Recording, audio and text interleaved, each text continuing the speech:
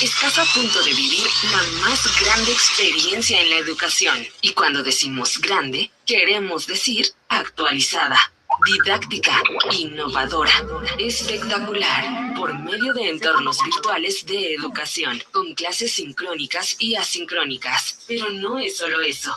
No, porque las mejores clases necesitan a los mejores profesores, docentes nacionales e internacionales que aumentarán tus impulsos cerebrales, que harán las clases emocionales e intensas, potenciando así tu aprendizaje en tercera dimensión. Un aprendizaje que vives detrás de tu pantalla, enfrente, a los lados, donde quiera que encuentres 24/7. Para que te llenes de emoción, para que no solo observes una exposición de actualización, sino que también lo vivas a lo grande.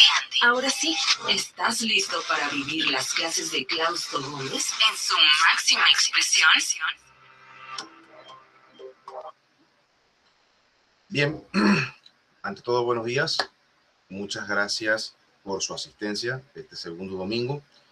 El día de hoy vamos a tocar un poquito más de lo que parte de lo que fue la primera clase y hacerlo en conjunto con este segundo tema, que es el uso de la inteligencia artificial para la redacción de artículos científicos con ética.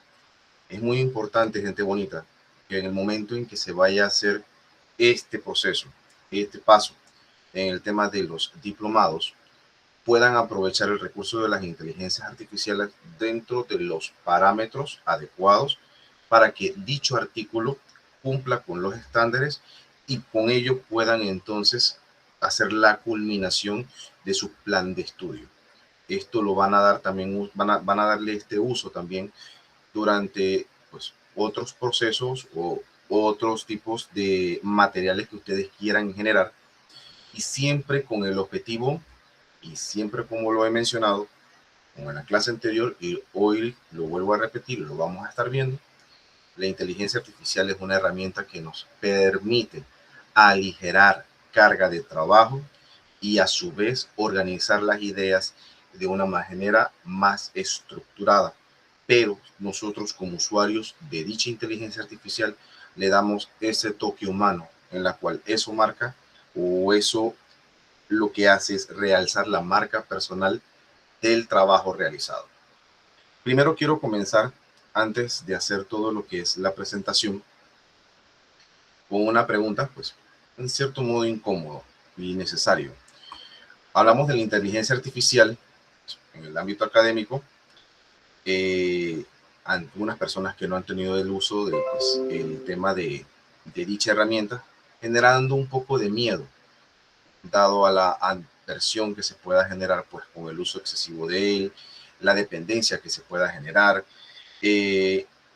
También en el caso de nosotros, o algunos casos, como mi persona como profesor evaluador, que los artículos, todos los artículos que se reciban a nivel de investigación no tengan ese toque de originalidad, ese toque de sustentabilidad por parte del autor.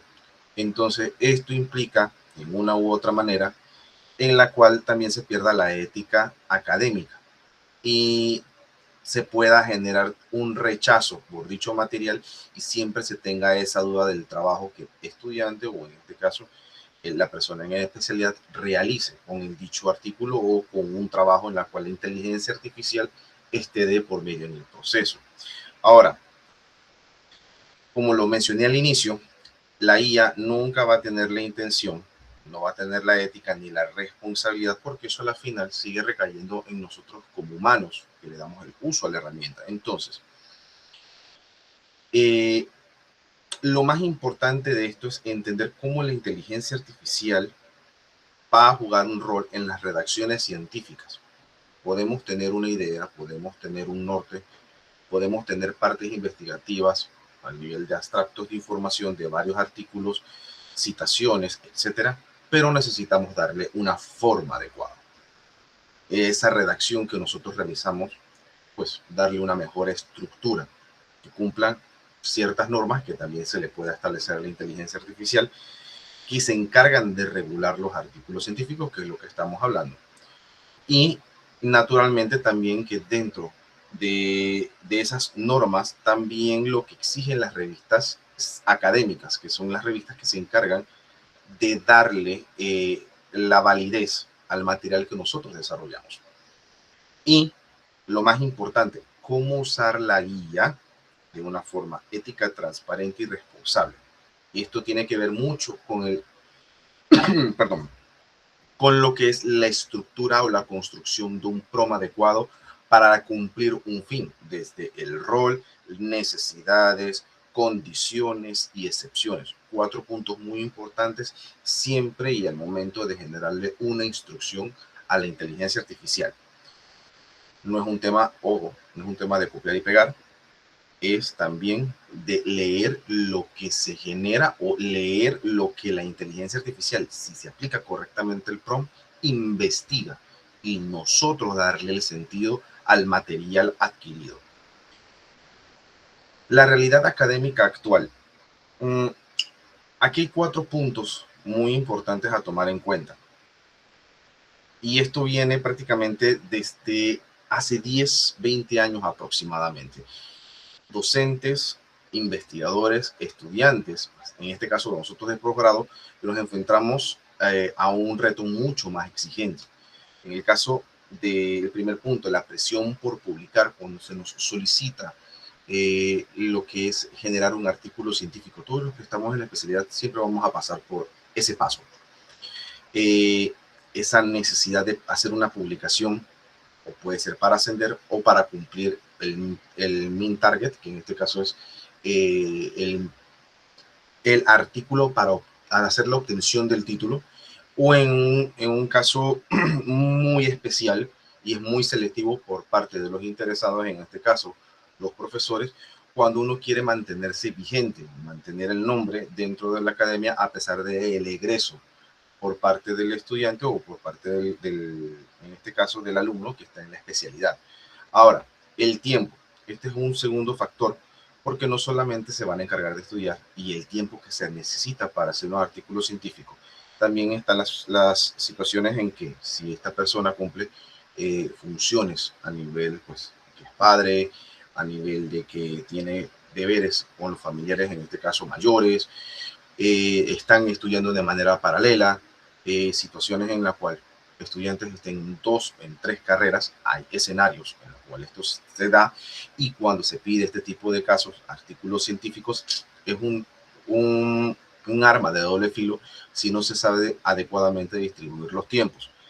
El tercer punto, y no menos importante, la ética, que es lo que ya mencionamos ahorita, pero esta parte de la ética, siendo un hilo muy fino, más se trata es en la organización de ideas, la mejora de una redacción, el resumir lo que es la información y pues en la ayuda de los procesos técnicos de escritura. Ahora, todo esto, cómo usar la IA dentro de un contexto académico es lo que ahorita vamos a abordar. ¿Por qué razón? Porque la inteligencia artificial a nivel científico, si se aplica dentro de los 4 parámetros que ahorita vemos en lo que es en este diagrama, el uso de la inteligencia artificial, pues una herramienta que interviene en el lenguaje, a escondidas, que se usa sin transparencia, y hay escenarios en los cuales eso llega a pasar, pues por mantener ese toque de originalidad, ese toque de personalidad, pero no se escapa de la vista de las personas que ya saben manejar la herramienta, y naturalmente eso puede generar ciertas dudas a nivel de evaluación y pues se puede determinar como un uso incorrecto de la herramienta y pues sin un criterio propio, y entonces eso genera un cruce ético pues a nivel de que se está cruzando ciertas líneas que no son las más adecuadas. Bien, en el caso de lo que es el verdadero miedo de la ética, la autoría y la credibilidad, aquí hay un par de puntos que son y que hacen matices. Bien, la ética académica indica de que se garantiza que el conocimiento se produce de una forma honesta y que naturalmente la autoría del material de lo que se genera se hace pues a nivel de una responsabilidad intelectual del trabajo. Bien, el problema aparece cuando la inteligencia artificial en sí se al momento de usarse de manera incorrecta, bien, se diluye la autoría, el proceso de producción se presenta como algo propio, pues que no es, y entonces se sugieren y se generan, mejor dicho, las siguientes preguntas. ¿Quién es el autor real del texto? ¿Hasta qué punto del contenido pues, refleja el pensamiento humano, o lo que se genera en el contenido del artículo científico? Y quizás una investigación puede ser confiable o es o no es transparente. Entonces, partiendo de estas tres preguntas, no nace del miedo, sino de un temor. Y este temor es cuando entonces debilita la integridad científica, se rompe la confianza entre los investigadores y entonces se desacredita la producción académica. Bien, esta parte radica mucho en lo que es en las universidades, las revistas científicas, comités editoriales. Ahora, de parte de mucho speech, de lo que hemos ahorita hablado, el artículo científico, y esto aplica más para las personas nuevas. Un artículo científico siempre es un punto de vista personal, pero muy bien argumentado, una comunicación formal de una investigación de interés de manera científica, pues con contexto científico, no dejándolo ajeno a la comunidad académica. Bien, esto requiere de 3 puntos: presentación de resultados tangibles en el nivel que puedan ser cuantificables, que sean datos válidos y que naturalmente tengan referencias de dichos datos y que tengan una metodología rigurosa al momento de su aplicación. Tiene una ligera apariencia con lo que son las tesinas. Se acercan un poco, solamente que el artículo científico es un poco más sintetizado, es un poco más breve. Ahora, la ventaja de los artículos científicos es que no se publican inmediatamente, porque a pesar de que es un material corto, con la síntesis corta, sí, tiene la facilidad de que ya se presenta, se tiene listo y se volca automáticamente a publicación. Pero se genera siempre lo que es la evaluación por pares. Esto va mucho en la parte de nosotros como docentes que evaluamos el material. ¿En qué sentido? La calidad del contenido, la coherencia metodológica, la originalidad y la validez de los resultados. Siempre tiene que haber un match. Esto ustedes lo van a ver en el proceso, en los que estén en el diplomado, como les mencioné al inicio, cuando vayan a hacer la presentación final del material. De ahí depende de que el artículo científico que ustedes vayan a generar o en el momento en que lo vayan a crear, pase por dicha evaluación para entonces ver si clasifican a su publicación.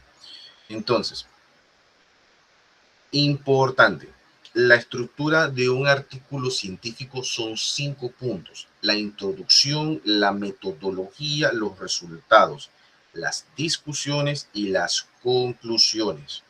La parte de las discusiones siempre, y esto podemos tomar los que han tenido la oportunidad de hacer una tesis, tiene mucho que ver con las limitaciones, pero en el tema de las discusiones se acorta en gran medida dicho contenido. Es algo muy breve para entonces automáticamente pasar a las conclusiones. ¿Cuál es el objetivo y por qué se hace tan corto? Cualquier otro investigador pueda comprender, evaluar y replicar el estudio en caso tal. Es un derecho por parte de una persona que evalúa tener esa facilidad. Ahora, nosotros por evaluadores respetamos esa parte de la originalidad y respetamos mucho la parte de la autoría, porque naturalmente el tiempo que le dedica cada uno de los estudiantes, cada uno de los alumnos, pues tiene un valor como tal. Entonces, ¿qué ocurre? Dado al avance de las tecnologías, dado al avance de lo que es el uso de las herramientas informáticas y lo que es el tiempo, porque hay situaciones, escenarios en la cual estudiantes procrastinan, no distribuyen bien su tiempo, pueden dejar todo para última hora y usan la inteligencia artificial asumiendo de que la herramienta como tal va a cumplir el trabajo de 0 a 100.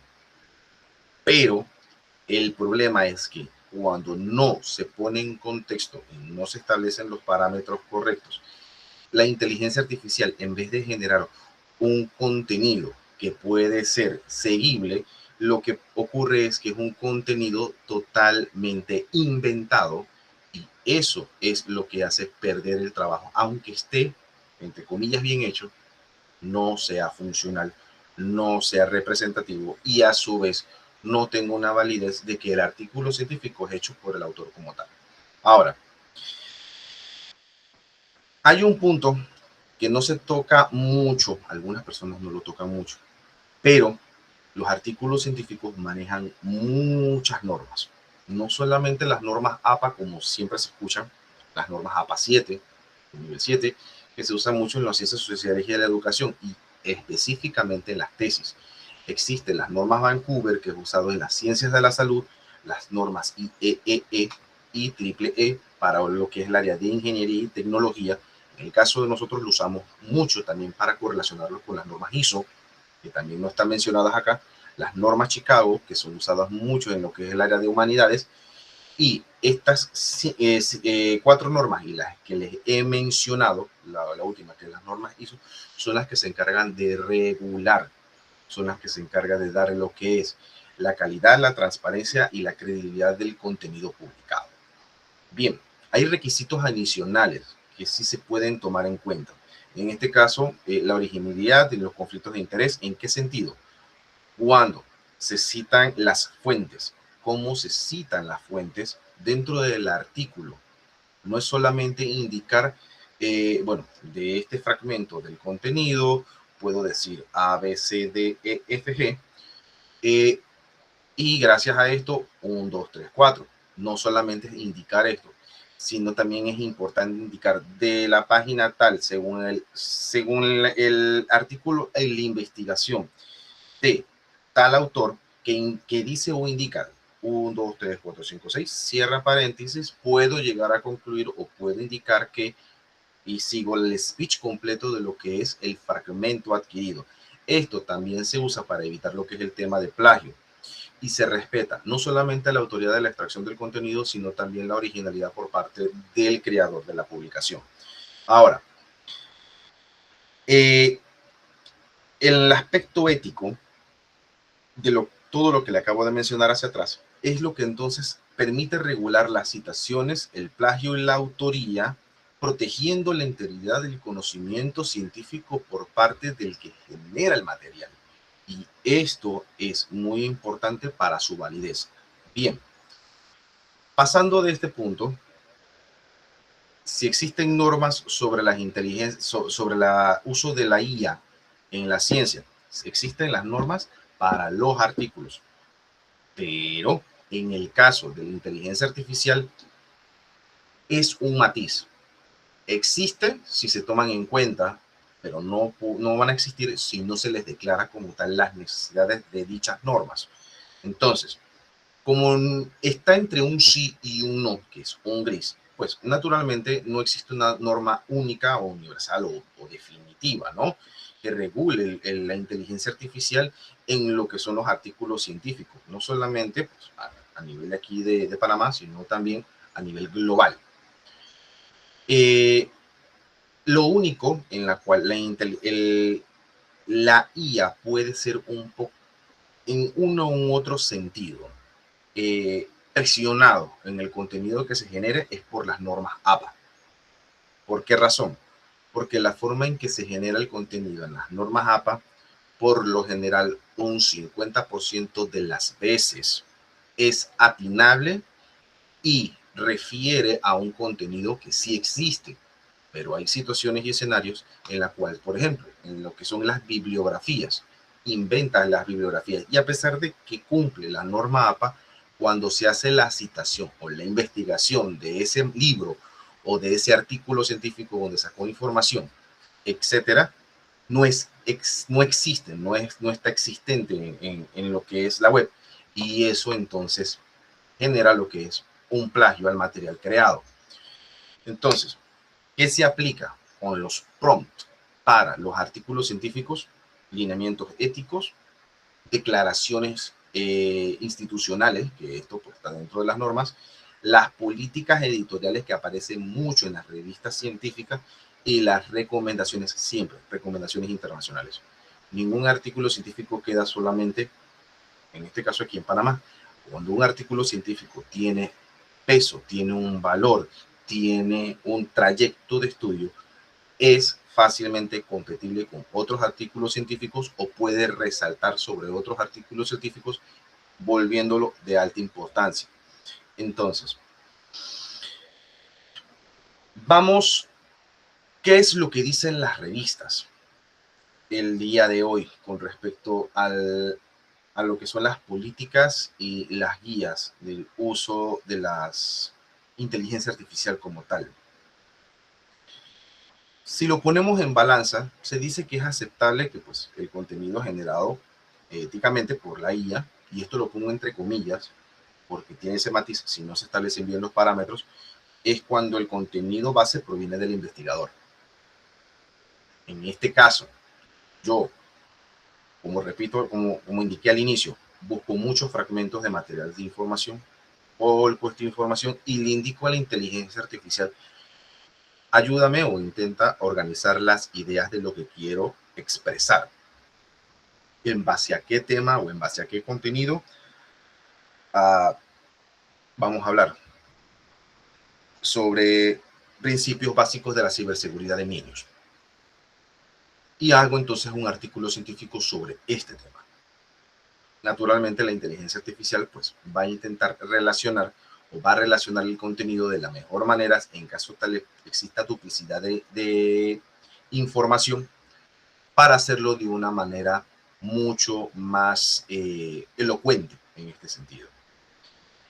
La IA apoya la forma, más no el fondo. El fondo se lo damos nosotros por el material que necesitamos. Y naturalmente nosotros como autores mantenemos el control intelectual de todo el texto. Solamente la inteligencia artificial va a hacer el trabajo de, vuelvo y repito, organizar la información, poner la parte ortográfica y si las normas están bien aplicadas, aplicar las normas en el contenido. Solamente la inteligencia artificial en este aspecto optimiza el material del conocimiento humano que nosotros le damos. Ahora, ¿qué no es aceptable? Y esta es la parte contra del uso de la inteligencia artificial. Cuando nosotros le indicamos a la inteligencia artificial, necesito que me hagas un artículo científico de 1, 2, 3, 4, que tenga esto, esto, esto y lo otro, y naturalmente que esto sea evidenciable, que la información sea verídica. Pero, ¿de dónde se puede extraer esta información verídica? Porque aunque se le aplique a la parte investiga, nosotros como autores del material tenemos dominio sobre el material generado. Aunque nos sentemos a leer el artículo que se haya generado por la inteligencia artificial, sabemos la referencia de dónde viene esta información o el contexto de dónde viene esta información para nosotros haber generado el artículo científico. Entonces, aquí es donde la inteligencia artificial no es correcto. Puede generar resultados de investigación equívocas, inventa datos o análisis, escribe conclusiones en una reflexión como tal, porque solamente relaciona ciertos datos, pero no tiene esa calidez que uno como humano le brinda. Simula un pensamiento crítico, pero un pensamiento crítico que a la final pone en duda el material generado y reemplaza la forma en la toma de las decisiones a nivel académico, porque a nosotros como evaluadores nos ponen un 2, 3, que hasta podemos sentir un rechazo por el material recibido a razón de que el material no es consecuente al grado de dificultad que el estudiante debe demostrar. Entonces, es un tema que se genera cuando se genera mucha dependencia o todas las cosas a última hora, pues naturalmente esto se da. Y hay que tener un poco de cuidado en este sentido. Para la parte de lo que es qué se puede hacer y qué es lo que no se puede hacer, aquí lo vemos: mejorar redacción, aumentar la claridad, una reorganización de ideas, sugerencia de conexiones, resumen de los textos. Lo que no se puede generar, que les mencioné, generar resultados, inventar datos, escribir conclusiones, que a la final no es de las propias palabras de uno como persona, sino que lo genera la IA, un pensamiento simulado y reemplazo de decisiones. Bien. El punto de quiebre en lo que es el exceso de la inteligencia artificial, la IA versus plagio, transparencia y declaración. Bien, para el caso de este punto, puede no ser correcto si se aplica adecuadamente los prompts éticos para lo que es el desarrollo de un artículo científico. Ahora, es muy importante saber y es muy importante tomar en cuenta los 5 puntos que aparecen. En este caso es no ocultar, porque dice si se oculta el uso de inteligencia artificial, engaña al lector y al editor, se procura no hacer, y eso se debe de marcar en las bibliografías. Ahora es válido marcar esta información siempre, la parte de la bibliografía y en qué manera influye en la redacción del artículo científico. La presentación del pensamiento propio, pues para el tema del material, evitarse esto en el sentido de que la IA, pues como repito, genere el material, sino que se evite lo que es la falsificación de la autoría y pues la originalidad no se pierda. Y eso, repito, depende del material que nosotros le entreguemos a la plataforma como tal. Si no se citan fuentes, siempre va a generar ruido en el momento en que uno haga la evaluación. Las citaciones son muy importantes y así se evita lo que es ignorar las normas académicas. Para la parte de ocultar el origen del contenido, las bibliografías influyen mucho en los artículos científicos cuando más se trabaja con inteligencia artificial. Y la delegación de la responsabilidad, el más importante. ¿Por qué? Porque se evita la rendición de cuentas por parte del autor. ¿En qué sentido? En que el material generado por la IA a la final deja en total ceguera lo que el autor, en este caso, se supone que hizo el trabajo, le limita a dar con sus propias palabras la idea del material generado. Entonces, eso sí es muy importante tomar en cuenta entre lo que es el tema de la IA versus el plagio. Vemos lo que es ahora los riesgos principales del uso de la inteligencia artificial. El criterio del investigador sigue siendo humano como tal. 5 puntos no menos importantes. Errores conceptuales, esto produce errores bien redactados, referencias inexistentes, genera referencias falsas, pérdida de pensamiento crítico, reduciendo el análisis propio, responsabilidad académica, la responsabilidad recae en el autor. Bien, para la parte de las buenas prácticas para usar la IA éticamente. Ahora, este punto es muy importante. Los prompts no son instrucciones, como yo lo indico, blanco y negro. Siempre se procura, en una u otra manera, contextualizar la necesidad de lo que se debe de crear en la plataforma. Siempre manteniendo esa línea entre lo que es la parte ética y la parte de la necesidad de creación del material. ¿Qué ocurre en este sentido? Cuando uno escribe un prompt, comenzando, como lo indiqué ahorita, escribe un artículo científico sobre, uno da el tema del artículo científico, o te pongo en contexto, quiero un artículo científico según el contexto que te quiero dar de A, B, C, D, F, le das el speech de lo que tú quieres, pero no tienes informaciones referenciales o no los declaras. Sí, uno coloca, voy a crear un artículo científico de este punto y este es mi borrador. Este borrador es lo que tengo y estas son mis citas. Revisa, vuelvo y repito el prompt.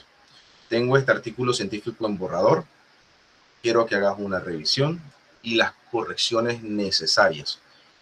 Profundiza más información en caso tal que sea necesario y que pueda aparecer en el resultado final. Cuando uno establece las condiciones y las excepciones, pasas entonces a lo que es el prompt ético. Siempre es importante, y esto no menos y no ajeno, los prompt éticos siempre van a usar términos en la cual implique salvaguardar, apoyar, mejorar y o optimizar. Un ejemplo, en este prompt ético he colocado, actúa como un asistente de redacción académica. Voy a proporcionarte un texto preliminar de un artículo científico en educación. Tu función, ese es el rol, es mejorar la claridad, coherencia y estilo académico del texto, sin agregar ideas nuevas, datos, resultados ni conclusiones. Son mis limitaciones porque ya el material lo estoy entregando. El material lo estoy ofreciendo a la IA, aunque sean 15 o 20 páginas, que en esos casos uno también le puede indicar a la IA, voy a enviarte por partes, parte 1, parte 2, parte 3, todo el contenido. Te indico al final cuando todo el contenido esté en tu memoria. Mantén el contenido original y señala cualquier parte que requiera revisión humana. Ahí entonces la inteligencia artificial revisa el contenido, hace los cambios y en este sentido te va a marcar siempre en el texto generado, te va a marcar, ok, existe una disparidad en esta información, investiga un poco más. O en otros casos, la inteligencia artificial puede indicar, encontré disparidad en esta información, te muestro referencias de una información más consono a la necesidad de tu artículo creado y automáticamente te hace una sugerencia y esa sugerencia va a permitir entonces mejorar el contenido final. Aquí hay 3 casos que también he puesto de análisis de situaciones que se dan y el por qué es importante manejar los prompts, como lo mencioné en la clase anterior, con rol, necesidad, condiciones y excepciones. Si estos 4 puntos no son manejados adecuadamente, pues no se pueden adquirir los resultados esperados y siempre va a generar contenido que a la final no tiene sentido. Caso 1, el uso ético. El caso anterior, el investigador redacta el artículo, usa la IA para mejorar la redacción, corregir el estilo académico, porque también ahí se mencionan las normas que se necesitan. En el caso mío, pues si fuera por ejemplo de ciberseguridad, mencionó las normas IEEE y uso las normas APA, porque independientemente de que yo sea del área de ingeniería, en el área de tecnología, sigo también manejándome con las normas APA para la presentación del material. Y las normas APA no son menos importantes dentro de un artículo científico. Las dos normas son muy importantes. Y reorganizar los párrafos sin alterar el contenido científico. Caso 2, zona gris. Tenemos el caso 2 en qué sentido. El investigador solicita a la IA reformular secciones completas de discusión o conclusiones basadas en datos propios, pero no verifica exhaustivamente el resultado ni declara su uso. Al hacer omisión de puntos importantes en el desarrollo de un artículo científico, puede generar ambigüedad en los resultados y esto a la final puede dejar y de forma discrecional por parte del evaluador si llega a pasar o no la evaluación como tal. Para el caso número 3 y el más típico, cuando no hay un uso ético de la IA, que genera un artículo completo, incluye el análisis, discusión y referencias y lo presenta como una producción propia, que por lo general ese último punto no lo colocan así. He visto casos, escenarios y situaciones en la cual lo colocan en el sentido de generan el artículo completo, incluye análisis, discusión, referencias y necesito que se presente como un artículo científico. Busca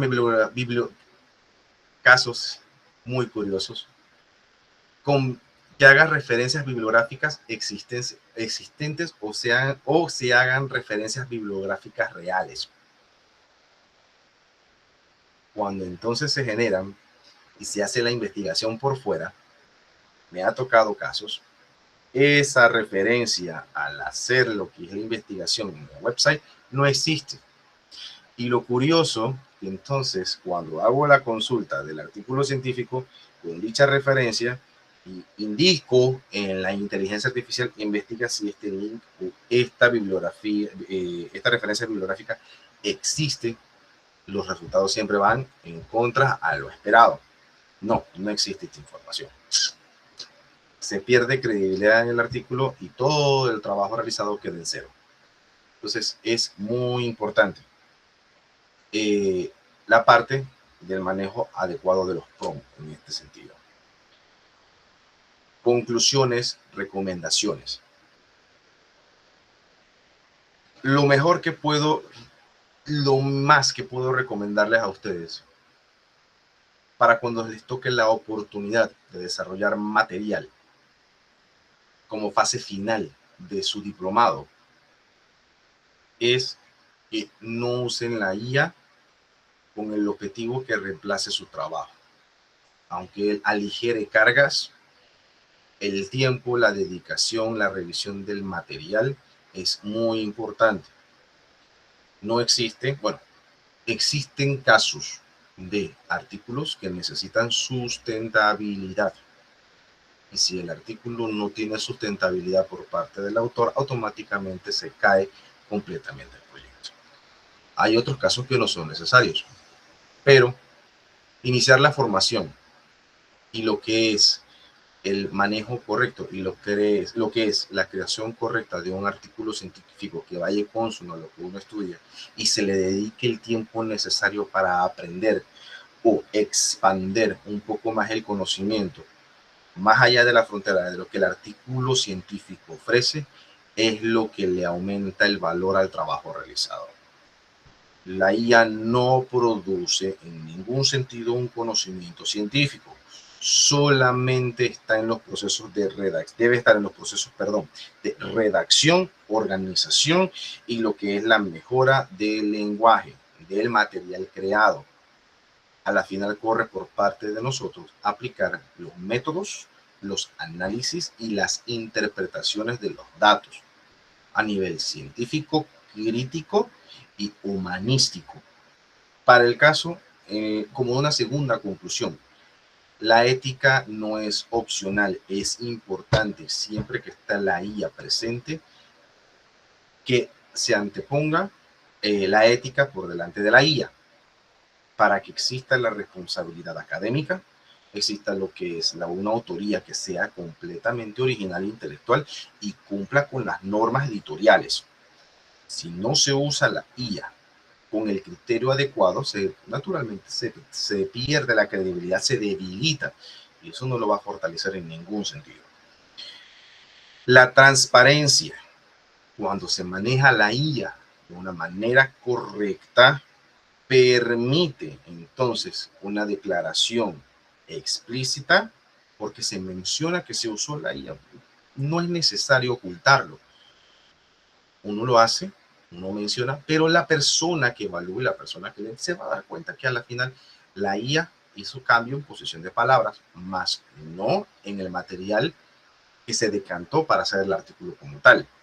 Y naturalmente también reflejaría la claridad sobre en qué parte se usó. Es para una persona que tiene conocimientos en la IA percibirlo a primera vista, a primera instancia. En mi caso personal, lo he podido ver, me he percatado cuando se usa IA, cuando no, sin necesidad de uso de las herramientas.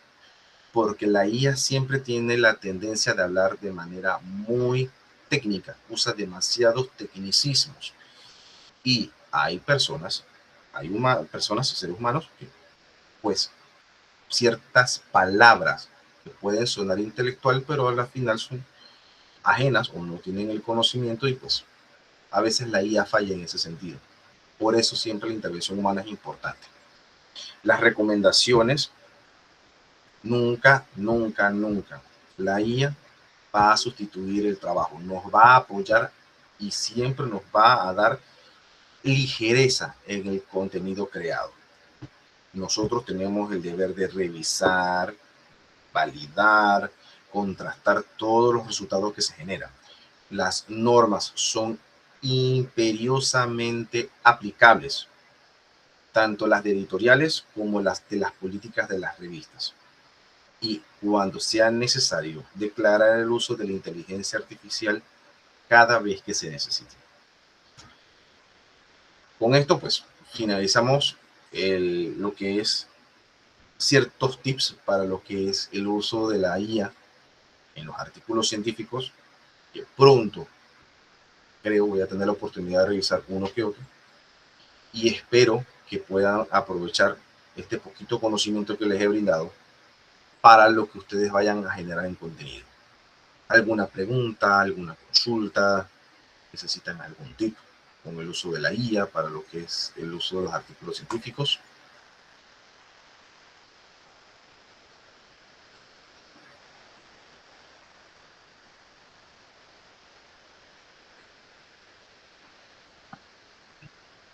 Buenos días, profe. Profe, una pregunta.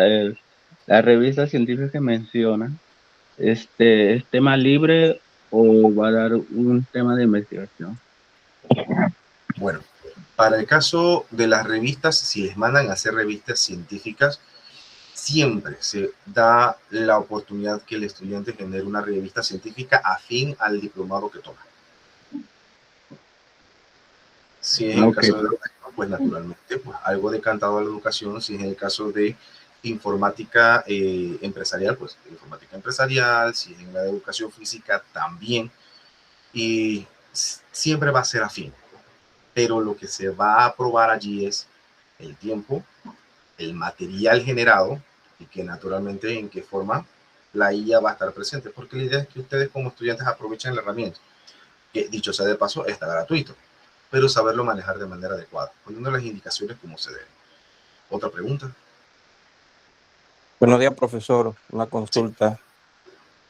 ¿Habrá alguna aplicación, me imagino, apps o plataformas donde por lo menos nosotros como docentes podamos revisar si algunos de los trabajos netamente son generados por inteligencia artificial, para así darnos cuenta y más o menos tener una visión? Porque, por decir, sé que hay que revisar uno a uno, ¿verdad? Pero a veces hay trabajos extensos como trabajo de investigación, monografía, y a veces muchos de los estudiantes lo que están haciendo es generándolo netamente, como usted dice, con inteligencia artificial. Correcto. Entonces, no sé si habrá algún tipo de plataforma que nos ayude a nosotros como los docentes, por lo menos a identificar algunos aspectos dentro de los trabajos, pues. Porque muchos estudiantes, como usted dice, no lo mencionan, o sea, no están haciendo trabajos éticos, lógicamente, porque la mayoría no lo sabe. Y nosotros también como docentes tal vez tampoco lo hemos mencionado a los estudiantes. En algunos casos sí, en otros casos no. Pero sí sería bueno que si ya, por ejemplo, el docente da sus alineamientos acerca de cómo hacer el trabajo, pero ellos están utilizando netamente inteligencia artificial, me gustaría por lo menos tener algún tipo de herramienta donde podamos nosotros verificar esa parte. Claro que sí. Bien, te contesto la consulta. Por lo general, y esto eh, a beneficio de los que tienen acceso a la plataforma Google, pero no Google a nivel personal, sino Google Workspace, Google a nivel institucional o empresarial. Es excelente y es uno ahorita mismo de los que están repuntando entre los mejores para evaluar contenido si es plagiado o no. Ahora, esto ayuda en gran medida ¿en qué sentido? En que el material entonces que se revise, a su vez, en tiempo real se obtenga entonces un resultado, ¿de acuerdo? Por lo general las universidades ahora están usando mucho en la plataforma de Google Workspace, que suben el contenido en el formato, en este caso, que es Google Docs. Sí, está Google Docs, está Google Sheets, está Google Slides. En Google Docs suben el contenido y ahí aparece automáticamente la herramienta, para lo que es la verificación de plagios.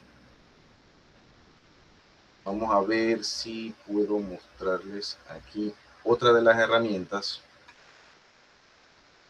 que uso para este tipo de casos. No sé.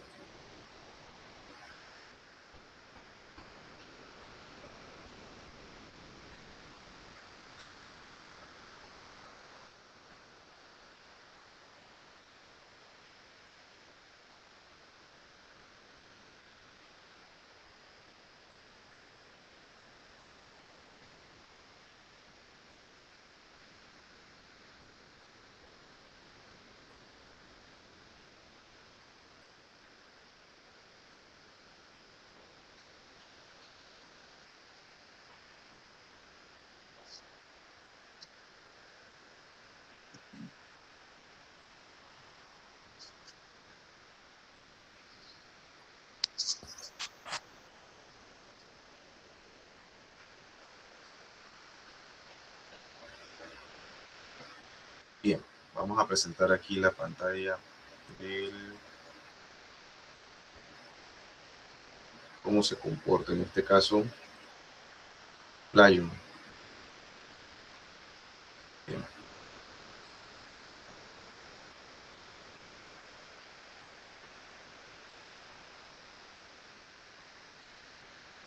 Bien. Google Docs, no sé si pueden apreciar la pantalla.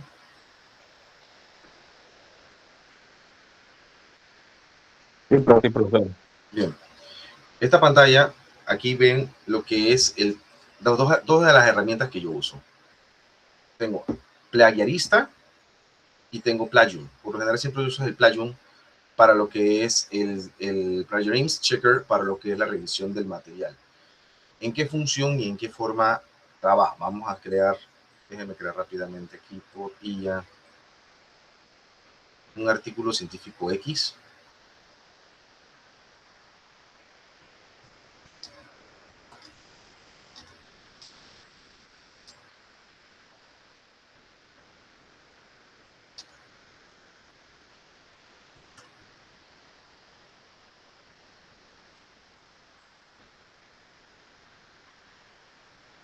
Bien.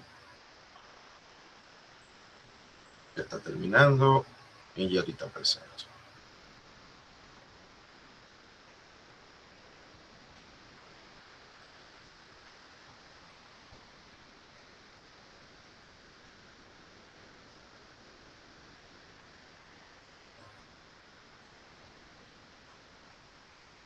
Vamos a presentarlo hasta aquí.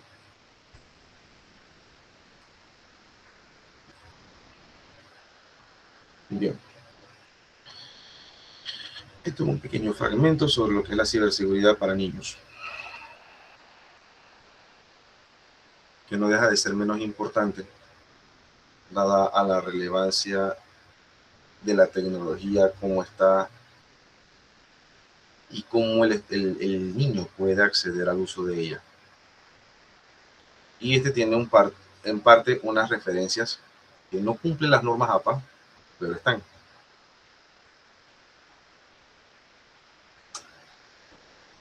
Esto es importante. Esto no tiene normas APA. Esto no es un normas APA de salida. Solamente yo le indiqué a la IA que se generara un artículo científico sobre ciberseguridad para niños. Este fue el contenido que él generó. Un resumen, una introducción, que es la ciberseguridad, los principales riesgos de Internet, que a la final no cumple ni la metodología de investigación. No tiene datos porcentuales o estadísticos en la cual determinen los riesgos principales del Internet en los niños. Solamente dar ciertas referencias a nivel del material por contraseñas débiles, contenido inapropiado, contacto con desconocidos, las buenas prácticas, bla, bla, bla, bla, bla, bla, bla. Si usamos ahorita mismo la IA para el Plagiar Checker para revisión del material,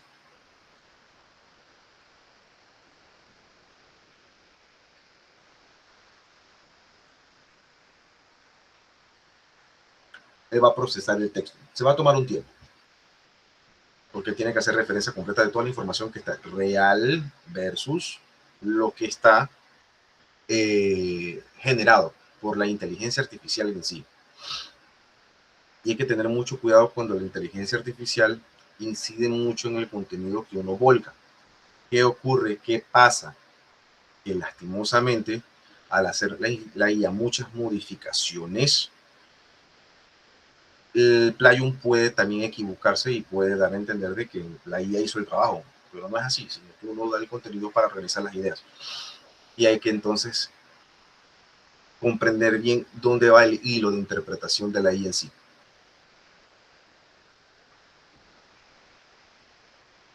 Aquí está.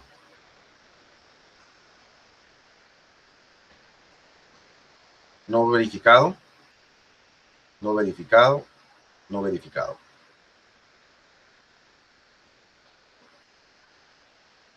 Aquí solamente hizo una leve verificación, la parte investigativa, pero no, ya para mí, en 2 de 3, es de los 5. Si hay 3 negativas, automáticamente el contenido no está bien generado. Entonces hay que hacer la parte de revisión. Está también la parte del plagiarismo, que es plagiarismo, perdón.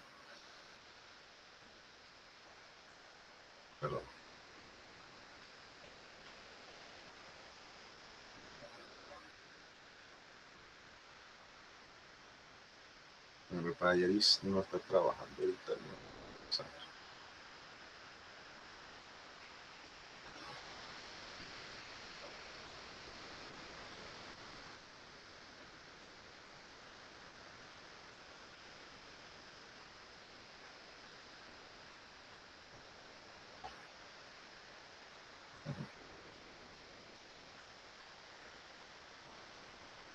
Sí, hay un problema con el tema. Debe ser que están ahorita mismo haciendo algún trabajo de actualización o parecido.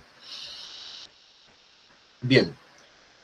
De las otras herramientas, vamos a mostrar las otras herramientas que yo uso para lo que es la IA en plagio. Uno que uso, uno que otra instancia, pero ya a nivel de redacción, es cuando uso Compilatio y Quillboot. Déjeme para ver si puedo pegar aquí y presentar. ¿Dónde estás? Aquí está.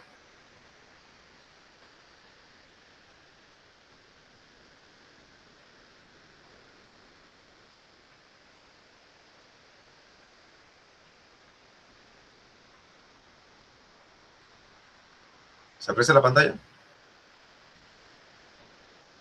Sí.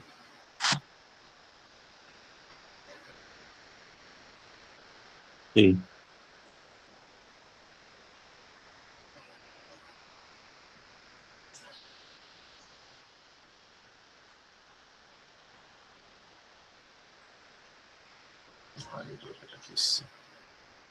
Aquí está. Si hacemos, por ejemplo, vamos a ver si redactamos con mis propias palabras este material.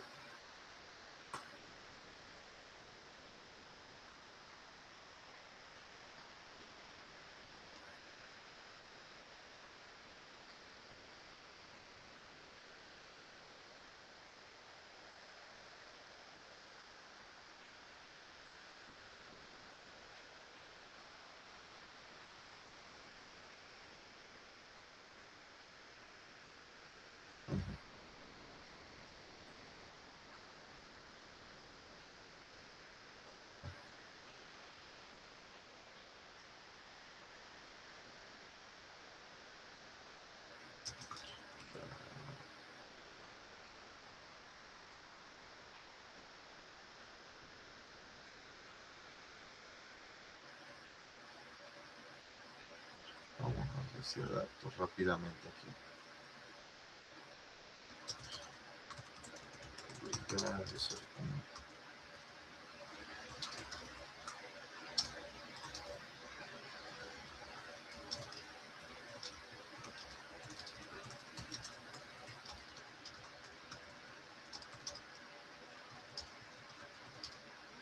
Usuarios.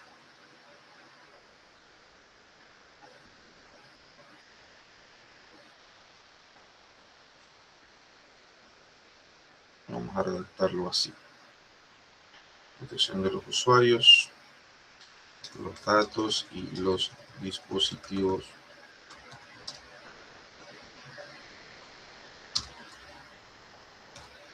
vinculados o involucrados en un medio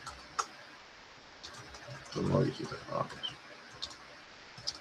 Actualmente, los niños, vamos a tomarlo por infantes,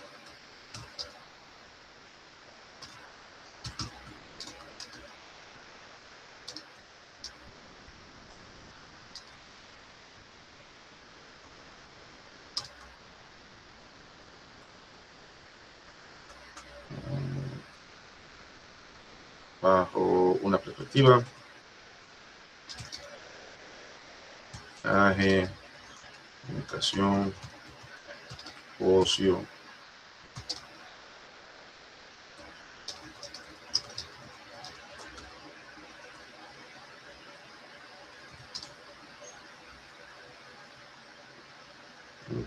county,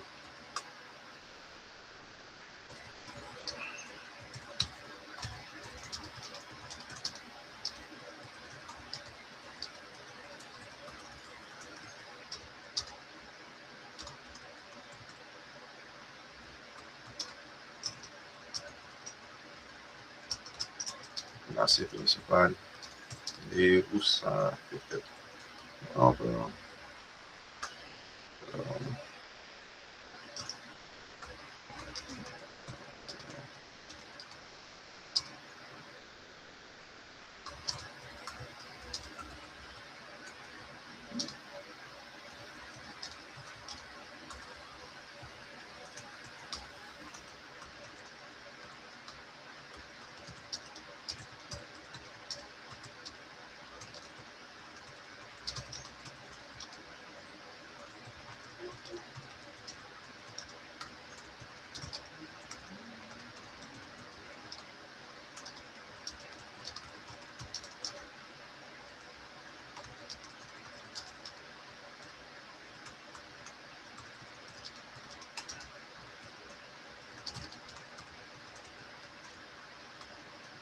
Si esto lo debo de pegar, porque solamente he hecho uno que otro cambio en la información de lo que yo había pegado en el resumen, lo que indica la IA automáticamente va a cambiar.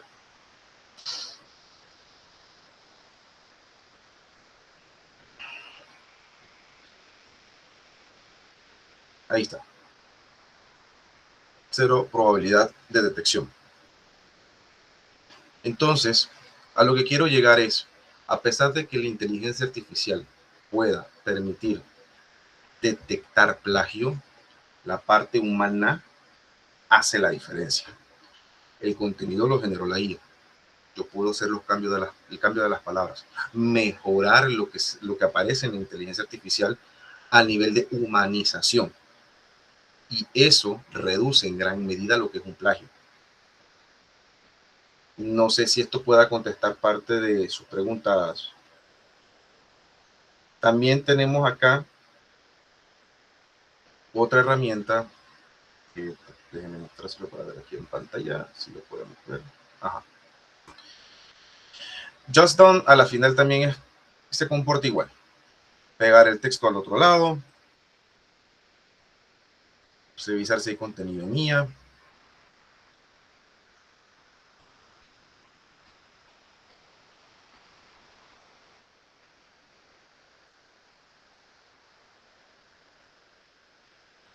Que esta aparece, bueno, aparece con un grado de curioso. Vamos a ver acá. Este no lo uso mucho, ¿verdad? Sí, este no lo uso mucho. Y este tampoco lo uso mucho. El que más uso es este, Quillbot. No me ha fallado en lo que es el tema de las evaluaciones.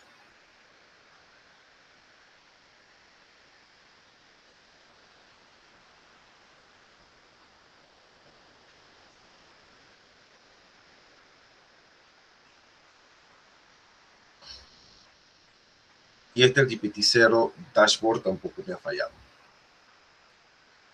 Tiene 1, 2 y con el de Google Docs son 3 herramientas de evaluación de plagio. Pero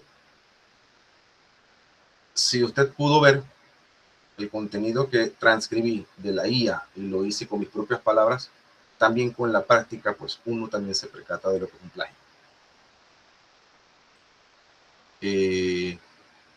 Creo que fue el señor Moisés el que hizo la pregunta, ¿verdad? Jonathan.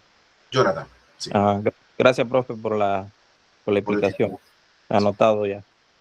¿Alguna consulta más? Con esto entonces, cerramos la presentación. Muchas gracias por su tiempo. Como repito, espero que haya sido de utilidad.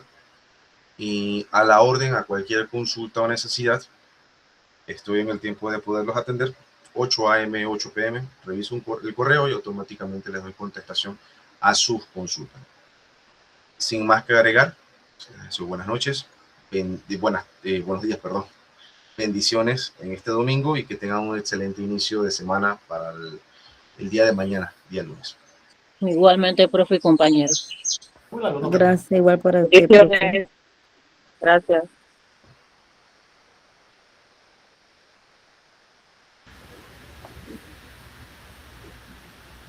Buenos días. Vamos a continuar con la jornada del día de hoy. Vamos a hablar un poquito acerca de lo que son las técnicas que nosotros podemos utilizar desde el punto de vista emocional y cómo desarrollamos esas habilidades socioemocionales dentro del aula de clase.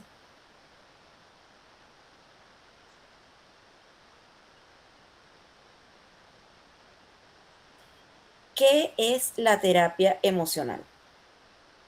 Cuando nosotros hablamos acerca de terapia emocional, hacemos referencia a esa conexión desde el punto de vista emocional durante el proceso terapéutico que va a ayudar con la identificación y la expresión de la manera en la cual nosotros podemos gestionar las emociones para el bienestar psicológico. Recordemos que para nosotros poder gestionar las emociones, primero tenemos que identificarlas.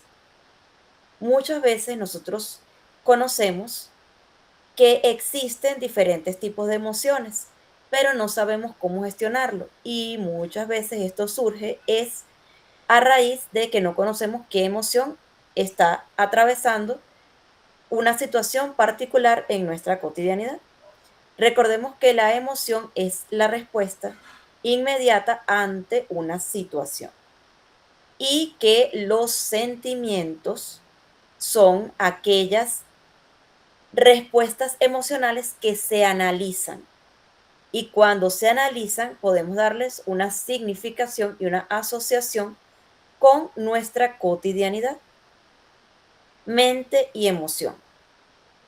Esta terapia emocional va a centrar la conexión de manera intrínseca entre las emociones, los pensamientos y el comportamiento, promoviendo de esta manera una comprensión holística del ser humano.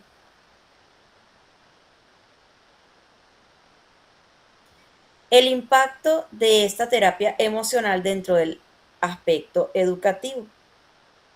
Dentro del ámbito educativo, se va a ofrecer apoyo emocional a estudiantes con el objetivo de mejorar el clima escolar. Y además es una herramienta clave que va a permitir la prevención y la resolución de conflictos de forma pacífica.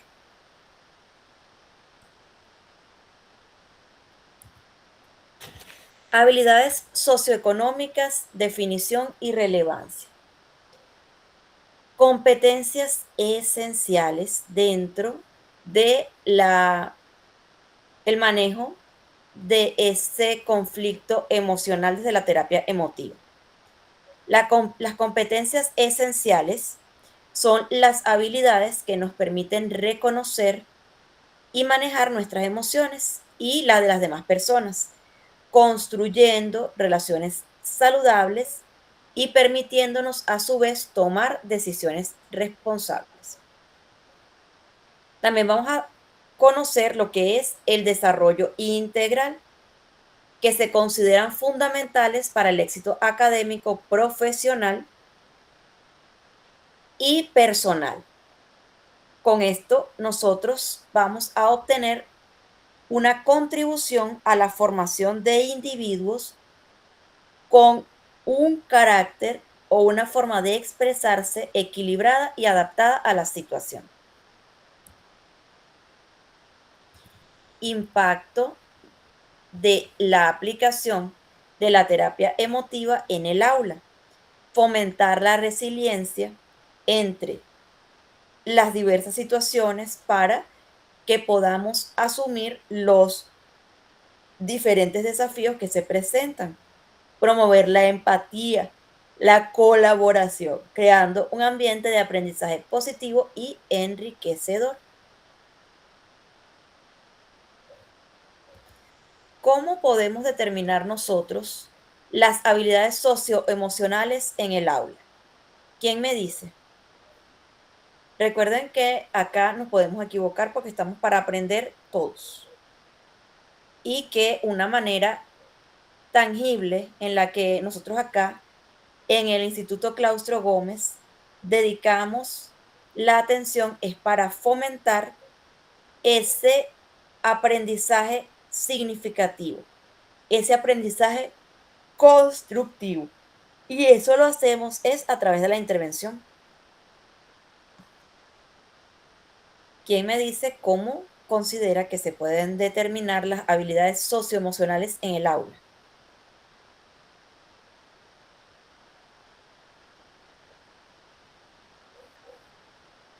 Nati, cuéntame qué piensas tú de cómo se pueden determinar esas habilidades socioemocionales dentro del aula de clase.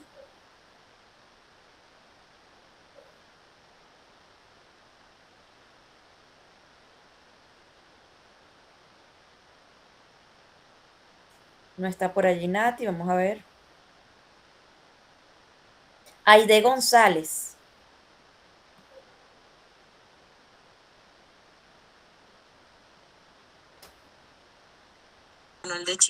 Hola, buenos días. Hola Nati, ¿cómo estás? Hola, disculpen, la verdad que yo estoy conectada en la clase, pero me está chocando, este diplomado me está chocando con la maestría. Así Ok, que no sé si tengo que hablar con la persona encargada o a ver cómo hago porque me está chocando, la verdad. Y ahorita mismo estoy en la computadora y en el celular, así que mil disculpas. ok, está bien Nati. Aide González está por allí.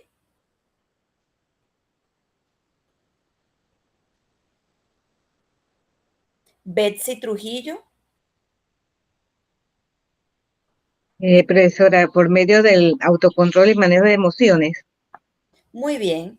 ¿Y cómo hacemos ese autocontrol, crees tú, Betsy? por medio de regular impulso de manera de la frustración cuando dan nuestros estudiantes o manera de conflicto entre ellos. Muy bien, Betsy. Fíjense ustedes, nosotros podemos determinar que existe alguna dificultad o que hay algún cambio de nuestros alumnos por medio de la observación directa inicialmente. ¿Por qué la observación directa? Porque nos va a permitir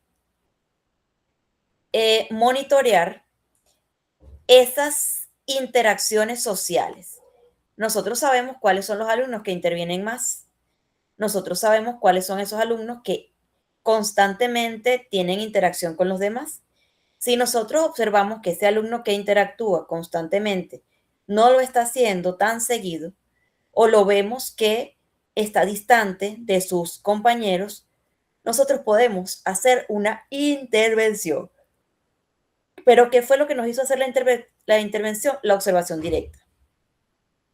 El darnos cuenta de que existe una situación que está variando en esa aula de clase. Dinámicas participativas, implementar juegos de rol, debates y actividades de autorreflexión con el objetivo de evaluar esos comportamientos socioemocionales en nuestra aula de clase. Vamos a utilizar para ello herramientas específicas. Por ejemplo, nosotros podemos crear diarios. En esos diarios podemos colocar la conducta de cada uno de nuestros alumnos, especialmente haciendo énfasis en aquellos cambios significativos que nosotros con una observación a simple vista podamos interpretar. Rueda de emociones. Una vez a la semana nosotros podemos hacer una dinámica que les permita a ellos tratar en la medida de lo posible de expresar aquello que en otras circunstancias no podrían expresar o no sabrían cómo expresar. Y que además ellos se sientan que dentro de su grupo, dentro de sus profesores y sus compañeros, los abrazan, es decir, comprenden esa situación que ya se está manifestando de esa forma. Ok, herramientas específicas.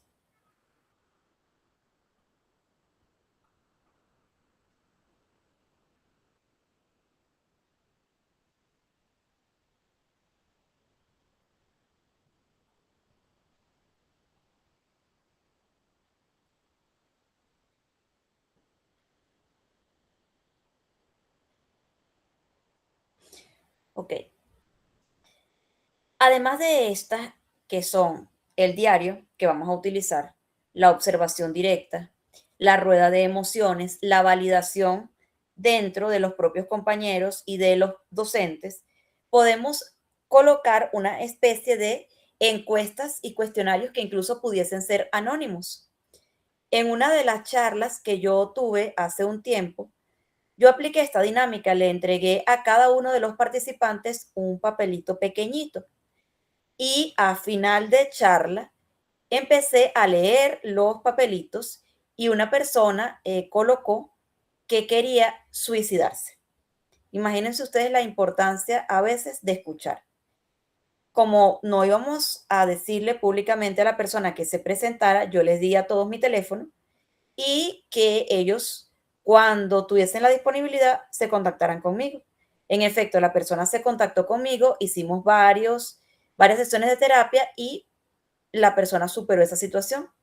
Entonces, es importante que nosotros podamos ayudar y podamos solventar ese tipo de situaciones a tiempo, porque muchas veces una palabra y el sentirse validado, entendido y escogido nos va a permitir a nosotros desarrollar este tipo de situaciones y va a tener una prevención favorable ante otro tipo de situaciones a futuro. Otras actividades que nosotros vamos a desarrollar son las encuestas y los cuestionarios estructurados. Si, por ejemplo, yo voy a aplicar una prueba piloto y esa prueba piloto la voy a utilizar para mi proyecto de grado, yo tengo que realizar un cuestionario estructurado, porque mi observación directa, que es la que me va a permitir hacer un diagnóstico inicial, me está indicando que existen ciertos factores que yo debo estudiar. Y como voy a estudiar ciertos factores determinados o específicos, yo voy a realizar un cuestionario estructurado que me permita a mí determinar cuáles son esos factores que yo necesito.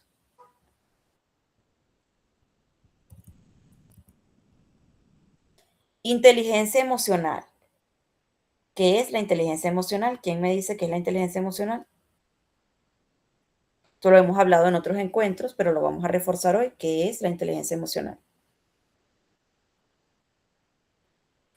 Saber controlar nuestras emociones, profesora. Buenos días. Muy bien, excelente. ¿Quién más me dice?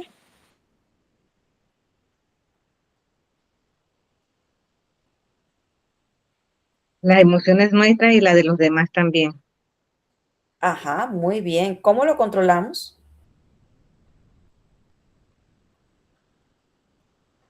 Por medio de la empatía, la motivación, el autoconocimiento. Ok, muy bien. ¿Quién más complementa lo que dijo Merle y Betsy?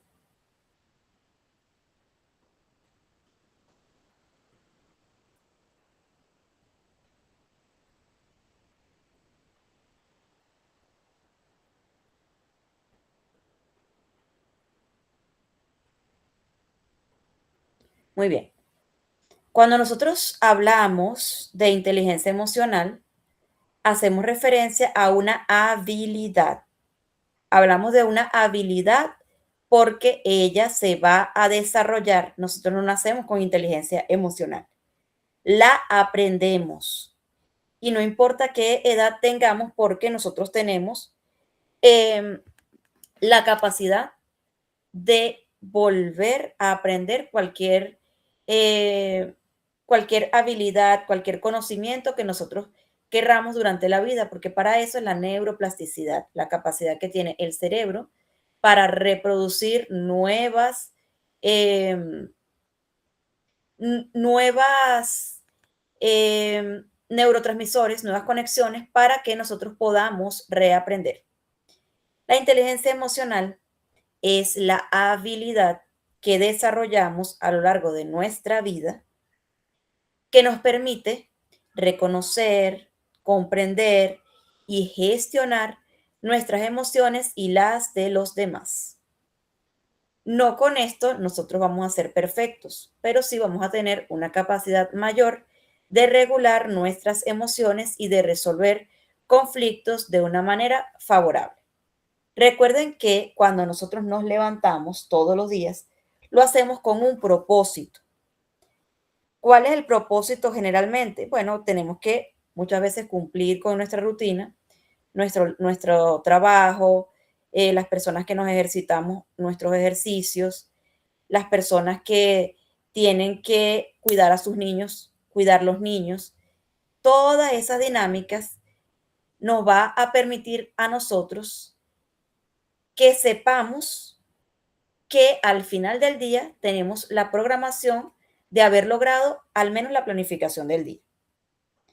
Si yo tengo un conflicto y ese conflicto yo lo quiero solucionar, mi objetivo es la solución de ese conflicto.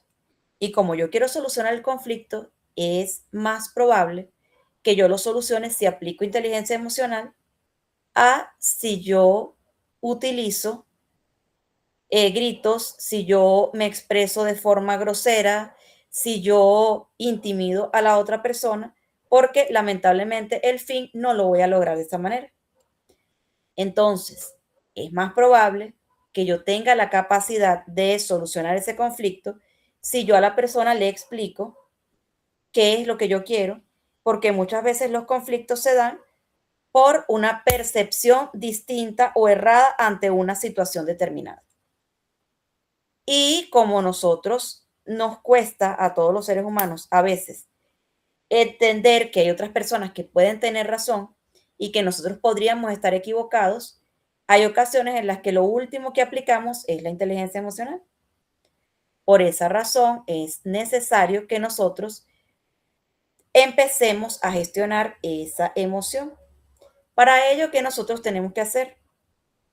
En primer lugar, tener autocontrol. Gestionar los impulsos y las emociones eficazmente, porque como tenemos un fin, siempre tenemos un fin, y los conflictos, como les digo, a veces se dan por esa falta de comunicación asertiva, entonces yo tengo que gestionar mis impulsos para lograr el fin, es decir, para yo poder determinar qué es lo que me está afectando a mí en una situación determinada. ¿Ok? Entonces, una vez que yo tenga ese autocontrol, que se dice fácil, pero que es una de las cosas más difíciles, yo puedo tener la motivación. Una cosa es la motivación y otra cosa es la disciplina. ¿Van de la mano? Sí. Pero muchas veces yo puedo tener la motivación, puedo tener las ganas de hacerlo. Pero si yo no tengo disciplina ni constancia, entonces tal vez quiera hacerlo, pero no lo llevo a cabo. Para yo tener esa constancia, debo desarrollar un objetivo. Esa motivación debe persistir hasta el alcance de mis metas, a pesar de los obstáculos que puedan existir. Empatía. Comprender y sentir las emociones ajenas. Si yo me pongo en el lugar de otra persona, yo puedo entender cómo esa persona puede estar observando esa situación. Sucede que muchas veces, como estamos inmersos dentro del conflicto, se nos hace un poquito más complicado ponernos en el lugar de la otra persona porque estamos a un lado de la situación conflicto. Entonces, habilidades sociales. Manejar las relaciones de forma inteligente, tanto académica como emocionalmente.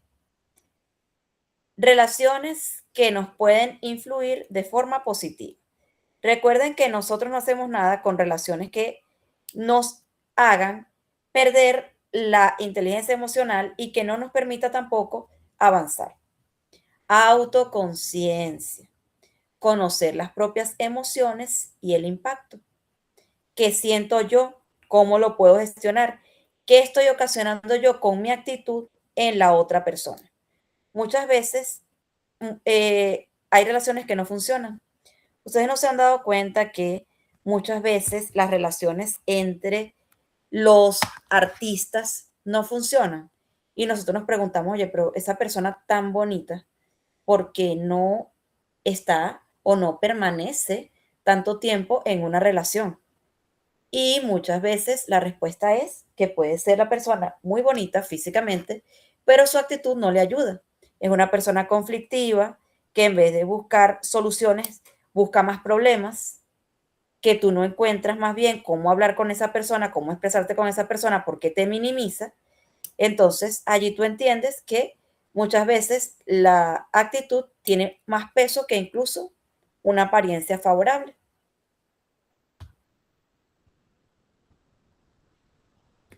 Ok. Voy a necesitar de ustedes acá. Desarrollo y aplicación de la inteligencia emocional en el aula.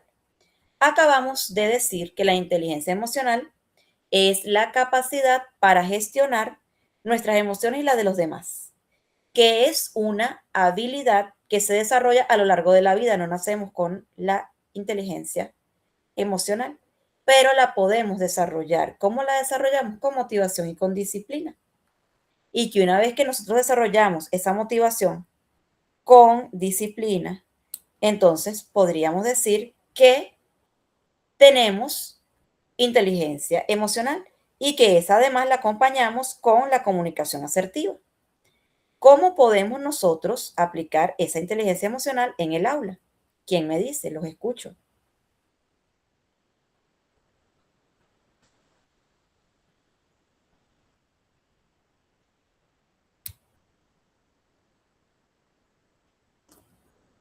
Kevin González.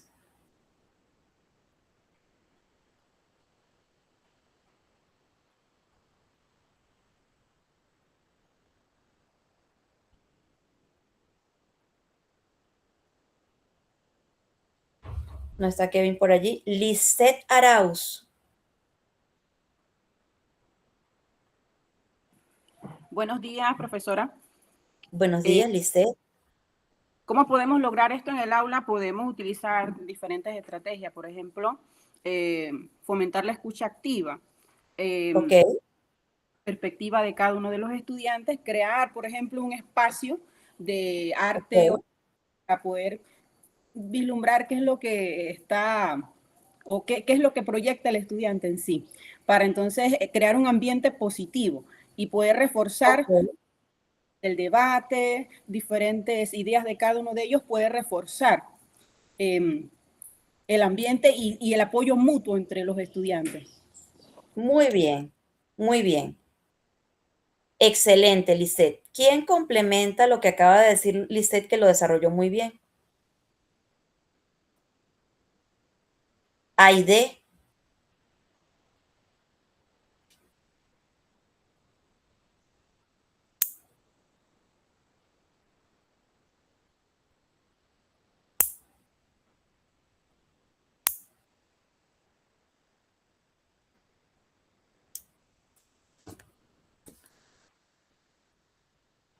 Ok, no está Aide por acá.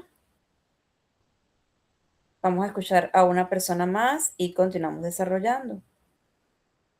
Leonor, ¿estás por allí?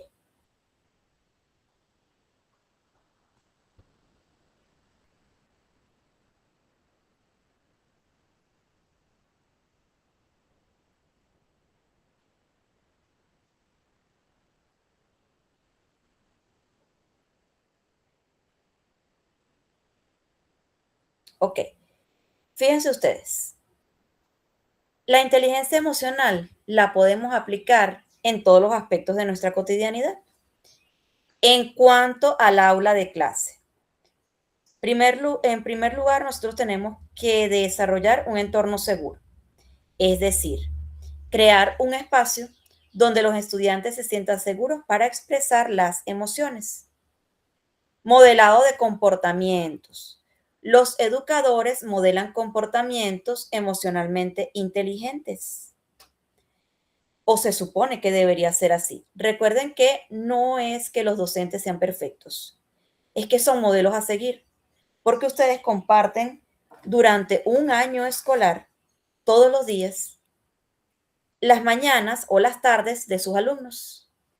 Y esto desarrolla un vínculo en el que el alumno se siente protegido y se siente resguardado porque su colegio es su segundo hogar. Aparte de eso, nosotros vamos a conocer que existen técnicas de regulación. ¿Cuáles son esas técnicas de regulación? Los educadores modelan comportamientos emocionales que sean inteligentes y que además están fomentados por la motivación. Podemos utilizar, por ejemplo, una gamificación educativa. Por cada acierto se recibe una recompensa para que la conducta se repita. Una vez que nosotros tengamos la capacidad de desarrollar esa técnica de regulación y esa asociación positiva, tendremos mayor capacidad para desarrollar tanto conductas favorables como lo que es las técnicas constructivas de aprendizaje. Expresión saludable. Fomentar la comunicación abierta y el manejo constructivo de las emociones. Beneficios. Mejora del rendimiento académico, reducción de conflictos y fomento de un ambiente positivo y favorable. ¿Cómo creen ustedes que ustedes pueden hacer esta aplicación de la inteligencia emocional en sus hogares?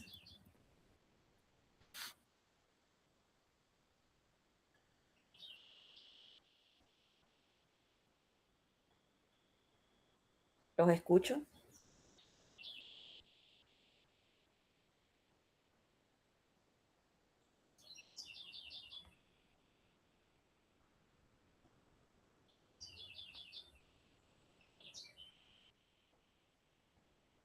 Ok. Dentro del hogar, nosotros podemos aplicar estas técnicas cuando tenemos la capacidad de escuchar activamente lo que nuestros hijos, nuestra pareja o la persona que vive con nosotros, porque incluso si nosotros estamos en un lugar conviviendo con otra persona que no sea nuestro familiar, sino que tenemos un sitio en común, también nosotros podemos aplicar la inteligencia emocional. ¿Y la aplicamos cómo? Bueno, la aplicamos sencillamente cuando tenemos la capacidad para escuchar y para ser receptivos, valorizando lo que esa persona puede sentir en un momento determinado. Empatía, ¿qué es? Y su importancia educativa. La empatía es la capacidad que nosotros tenemos para comprender y compartir los sentimientos de los demás, poniéndonos en su lugar. Es un pilar fundamental en la educación y nos permite formar ciudadanos globales. Cuando nosotros tenemos empatía, somos un puente entre personas, porque vamos a facilitar la conexión humana y el entendimiento mutuo, rompiendo barreras y fomentando la inclusión. Fomentamos además el respeto. Promovemos relaciones interpersonales respetuosas, convivencias pacíficas y generamos entornos diversos tal cual como lo podemos generar en el aula de clase. Desarrollo activo. Se cultiva a través de la escucha activa, el reconocimiento de las emociones y la exposición a diferentes perspectivas y realidades. Comunicación asertiva. Definición y aplicación. La comunicación asertiva implica expresar nuestras ideas, sentimientos y necesidades de forma clara, directa y respetuosa, sin agredir ni someterse a otras personas o a agresiones a otras personas. La comunicación asertiva implica expresar nuestras ideas por medio de la claridad, es decir, expresar mensajes sin ambigüedades. Respeto. Considerar los derechos y sentimientos ajenos. Directa. Comunicar sin rodeos o pasividad.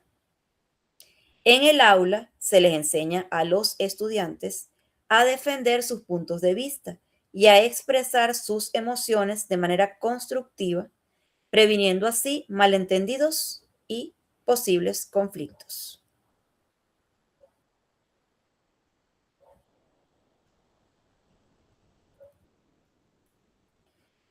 Resolución pacífica de conflictos, técnicas y estrategias.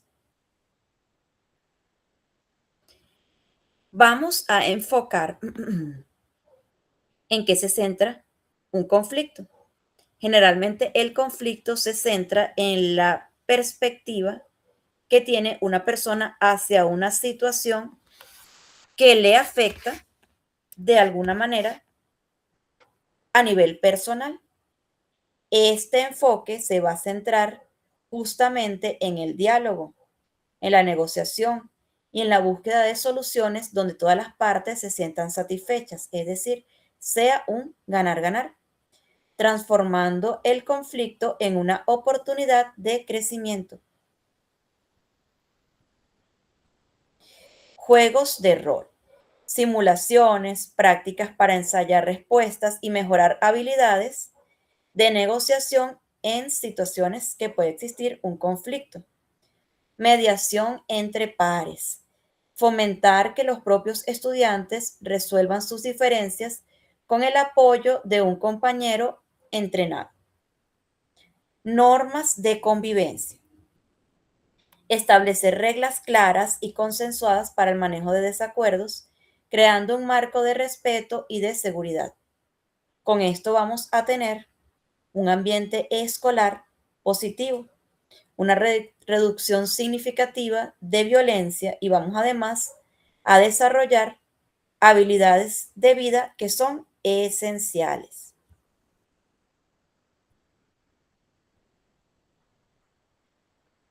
Ok. Antes de hacer la conclusión, vamos a hacer un resumen de lo que hablamos hoy. ¿Quién me hace un resumen antes de yo hacer el cierre de lo que hablamos el día de hoy?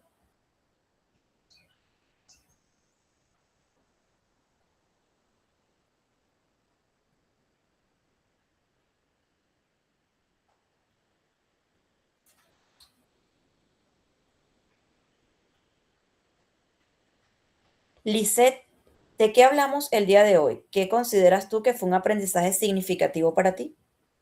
Sí, contestando la pregunta, profesora, basándome en que primero tengo que aprender a tener esa habilidad de poder manejar mis emociones y poder manejar también las emociones a mi entorno para entonces yo poder saber cómo aplicarlo en mi aula de clase, porque es una manera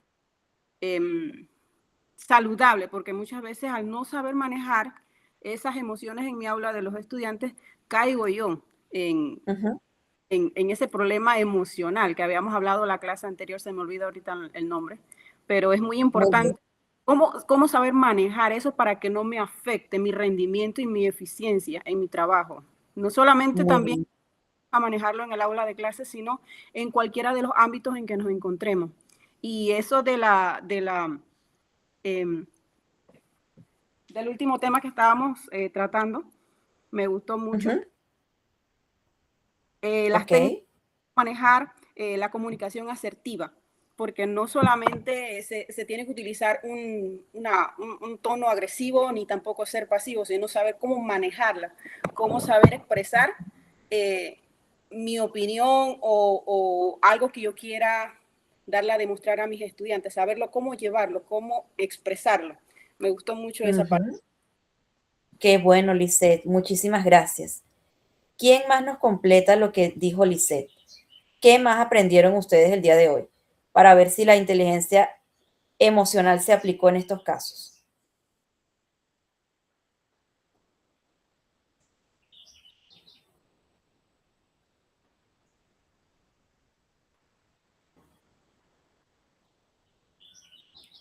Ronaldo Girón.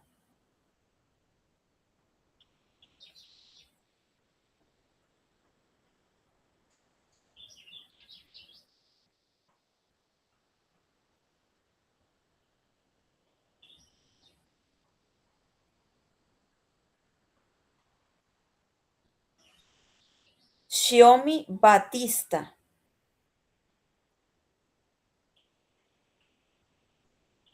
Sí, profesora, disculpe que no le pude escuchar la pregunta.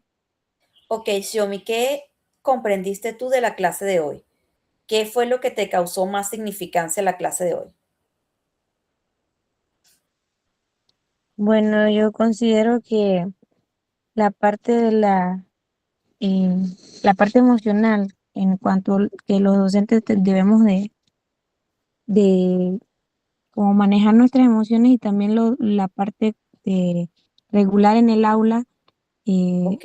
las diferentes conductas con las que estamos tratando, pues, y la manera en que nos dirigimos a los estudiantes, Ujú. tiene mucho significado en el aprendizaje. Tal vez lo que Ok. nosotros podamos decir o cómo lo decimos puede afectar o beneficiar el aprendizaje de ellos. Pienso que la regulación de las emociones es como lo más relevante de la clase. Muy bien, gracias, Xiomi. Vamos a ver qué otra persona nos conversa. Vamos a escuchar 2 personas más y luego hacemos el cierre.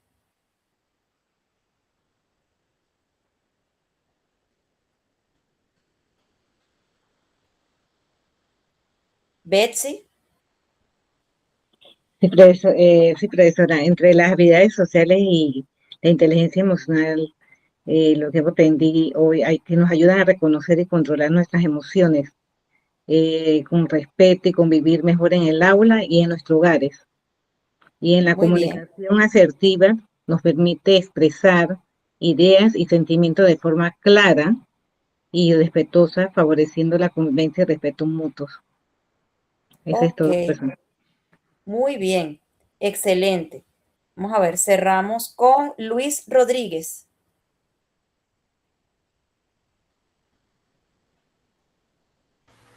Hola, buenos días. ¿Me escuchan? Buenos días, te escuchamos bien, Luis. Gracias, disculpen la tardanza que estaba trabajando, pero bueno, lo No que te pude escuchar preocupes. un poco fue que uno tiene que ser un poco más sistemático cuando estamos en las terapias, ¿no? Ser uno solo con los jóvenes o con los niños o con las personas que vayamos a darle clases, porque está bien entender la realidad que ellos tienen para ofrecerle una mejor ayuda, ¿no?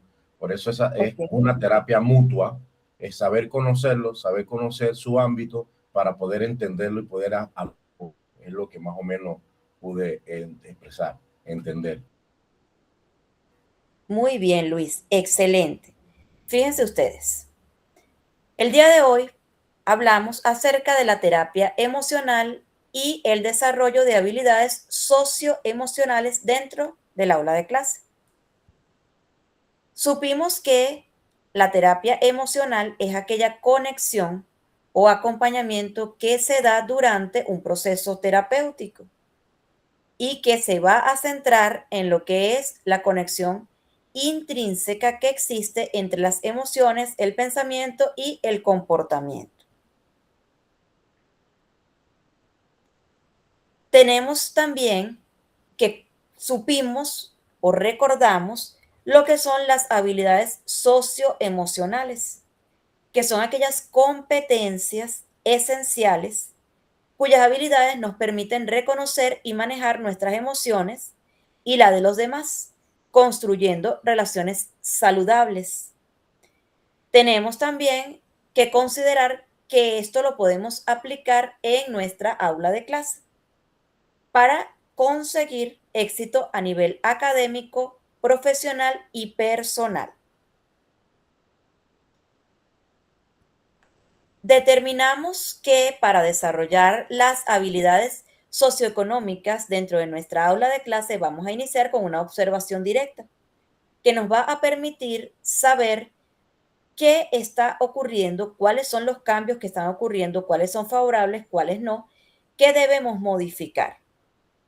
Para ello, nosotros vamos a aplicar dinámicas participativas, en los cuales vamos a incluir, a validar y a permitir que nuestros alumnos se sientan elegidos. Vamos a utilizar para ello herramientas como un diario, registro conductual, en el cual vamos a destacar aquellas conductas de nuestros niños que llamen nuestra atención, sean positivas o negativas. Podemos hacer semanalmente una rueda emocional en la que el niño se sienta validado y comprendido por sus compañeros con el objetivo de poder expresar esos sentimientos y esas situaciones que pudiesen afectar otros aspectos si nosotros no lo sabemos trabajar. Podemos aplicar encuestas y cuestionarios estructurados, depende sea la situación que necesitemos. Para ello vamos a aplicar la inteligencia emocional, que es aquella capacidad que tenemos todos cuando desarrollamos esa habilidad mediante la neuroplasticidad o la capacidad que tenemos todos los seres humanos para reaprender. La inteligencia emocional es aquella que nos permite entender, gestionar nuestras emociones y la de los demás. Y para ello vamos a tener autocontrol, motivación, empatía, desarrollo favorable de habilidades sociales y autoconciencia. Desarrollo y aplicación de la inteligencia emocional en el aula. Vamos a saber que el aula es un entorno seguro, que se van a crear espacios donde los estudiantes se sientan seguros para expresar sus emociones. Se van a modelar los comportamientos, ya que nosotros somos el espejo que ellos tienen diario, porque en nuestra aula de clase es su segundo hogar. Compartimos con ellos la mitad de su día durante un año completo y hay veces hasta más. Por lo tanto, nosotros tenemos que ser un espejo y el refugio de nuestros estudiantes. Podemos aplicar técnicas de regulación, mindfulness, respiración, escribir lo que sentimos y validar para gestionar el estrés y otras emociones. Expresión saludable, fomentar la comunicación abierta y el manejo constructivo de las emociones, con el objetivo de mejorar el rendimiento académico, reducir los conflictos y fomentar un ambiente positivo. También vamos a conocer que existe la empatía, que es la capacidad de comprender y compartir esos sentimientos que puede sentir otra persona y que nosotros al entendernos podemos ubicarnos en el lugar de ellos, es decir, pensar si nosotros estuviésemos en ese lugar, ¿qué nos gustaría que ocurriera?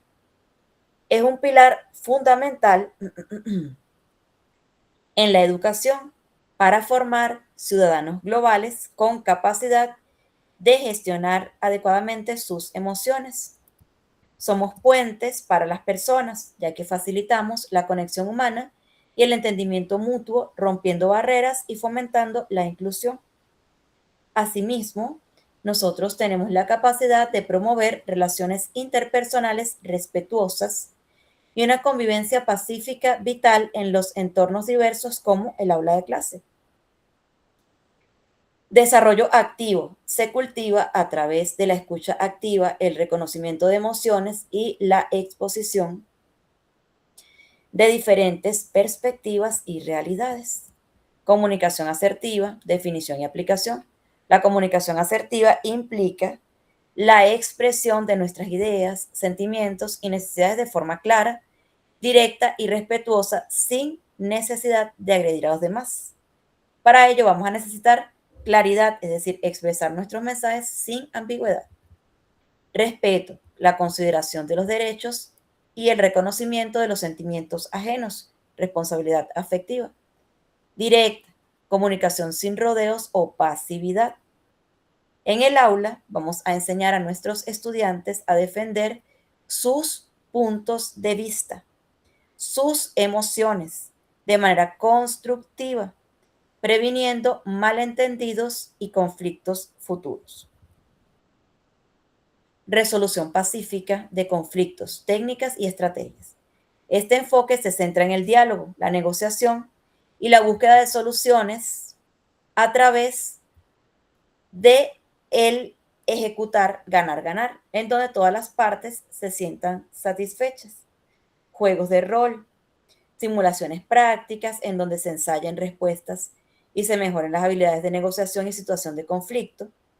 Mediaciones entre pares, es decir, fomentar esa resolución de conflictos y el apoyo que se da entre los compañeros. Normas de convivencia, establecer reglas claras y consensuadas para el manejo de desacuerdos, creando un marco de respeto y seguridad. Con ellos vamos a un ambiente escolar positivo, reducción significativa de violencia y desarrollo de habilidades esenciales en la vida. Ahora sí, como conclusión, vamos a tener la integración de la terapia emocional y el desarrollo de habilidades socioemocionales, que son pilares para la educación. La terapia emocional y el desarrollo socioemocional son fundamentales para la formación integral del estudiante. La transformación en el aula. La aplicación de estas herramientas mejora significativamente el aprendizaje y la convivencia escolar. Invitación a la acción.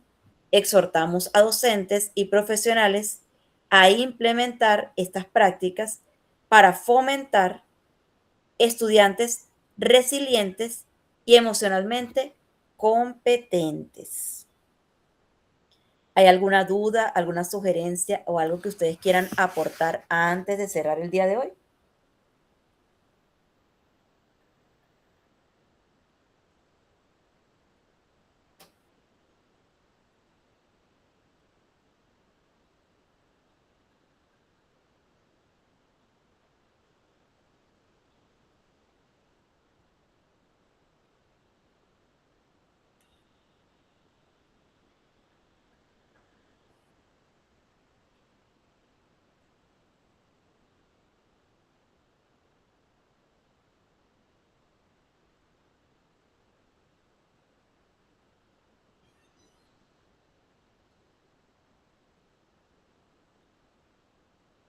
Muy bien.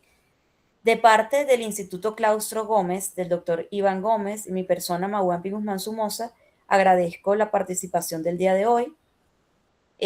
Espero volver a verlos el fin de semana próximo con otro tema que sea de interés y beneficio para ustedes. Recuerden que acá formamos profesionales integrales y por eso preparamos programas especiales que les generen diferentes habilidades aparte de las académicas.